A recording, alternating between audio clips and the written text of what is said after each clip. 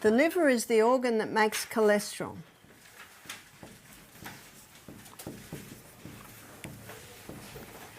And we've been told that cholesterol is public enemy number one, am I right? We've been told that cholesterol causes heart disease, is that right? But Dr. Malcolm Kendrick, in his book, The Great Cholesterol Con, he's a cardiovascular surgeon, he says there is no proof that cholesterol causes heart disease. Isn't that incredible? The great deceiver's been at it again. So what I want to do is I want to explain what cholesterol is. 80% of the cholesterol that the liver makes is made from glucose, and 20% of the cholesterol that the liver makes is made from fat.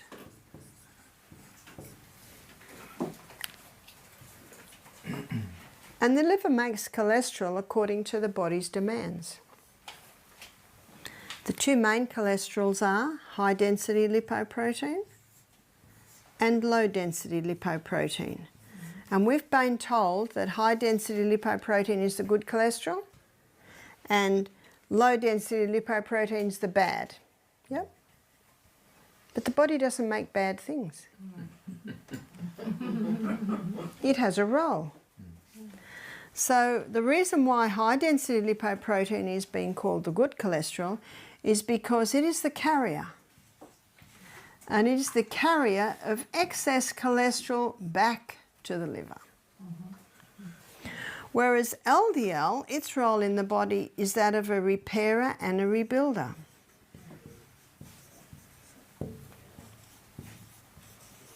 So where are you going to find it, students? Clogging the arteries. Wherever there's a need for repair and rebuilding. Can you see that? But LDL does something else. LDL delivers cholesterol to the brain. And the brain loves cholesterol. Let me show you why. Your brain cells are consuming 15 times the fuel of any other cell, and they can, because they're headquarters. But glucose burns at 4 calories per gram. Whereas fat, it burns at 9 calories per gram. Can you see why the brain loves fat? Because it's going to get more than twice the units of energy that glucose will give. So let me show you how these two cholesterols work together. In the blood. So we're going to have a look at the blood vessel and see how it works. So here's the blood vessel. And because of its low density, LDL is always on the edge. Because of its high density, HDL is in the middle. In her book, Who Switched Off My Brain, Dr. Natasha Campbell McBride, she spends the first 3 chapters looking at all the environmental poisons that damage the endothelium cells that line the arteries. So environmental poisons, they're coming at us from every side. They're in our laundry detergent.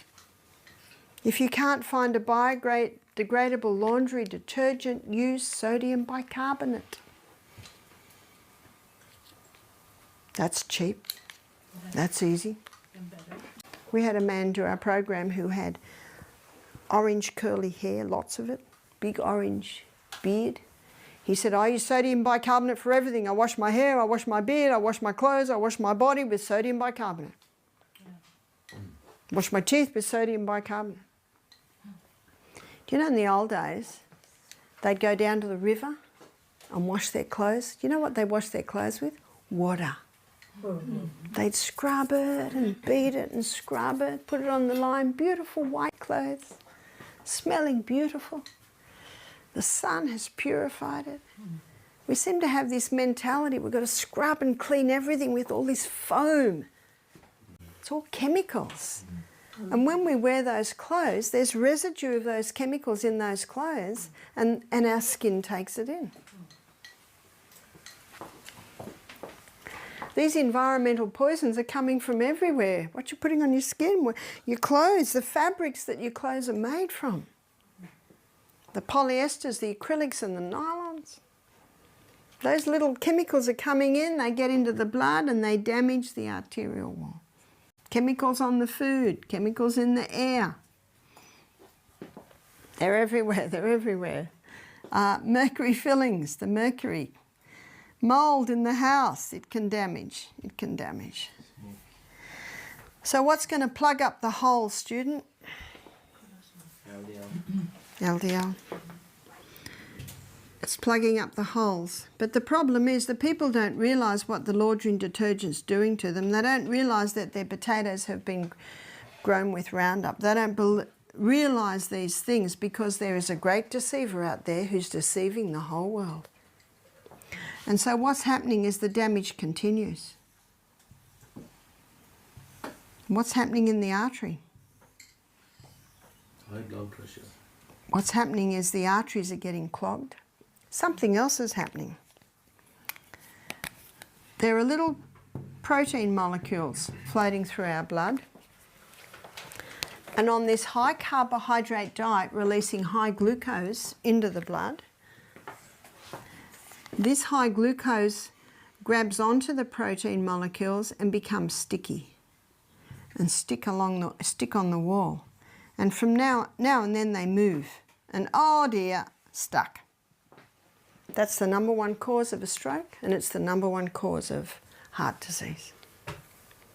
So can you see that someone can have a heart attack who's a vegetarian on a high carbohydrate diet, who's using lots of chemicals to wash their clothes and wash their dishes and wash their car and wash their hair, and one says, how could they have had a heart attack? And if you've got insulin resistance on the cell, then the glucose is staying in the blood. It's got nowhere to go. So it comes out in the urine. That's called diabetes mellitus, is sweet urine. Body's got to do something with it. To blame cholesterol for heart disease is like blaming the fire trucks for the fire. It's only doing its job. Yeah? Is it also true that hybridized wheat, modern wheat, can do the damage to the blood vessels that we're talking about here? Because that is what I've heard. So why? Why would the hybridized wheat do that? Because in the hybridization process, the starch structure was changed. And the starch structure in the hybridized wheat gets the blood sugar level up higher than sugar. So that's why the hybridized wheat does it. And how many of these are hybridized wheat? And how many of these is a combination of hybridized wheat and sugar?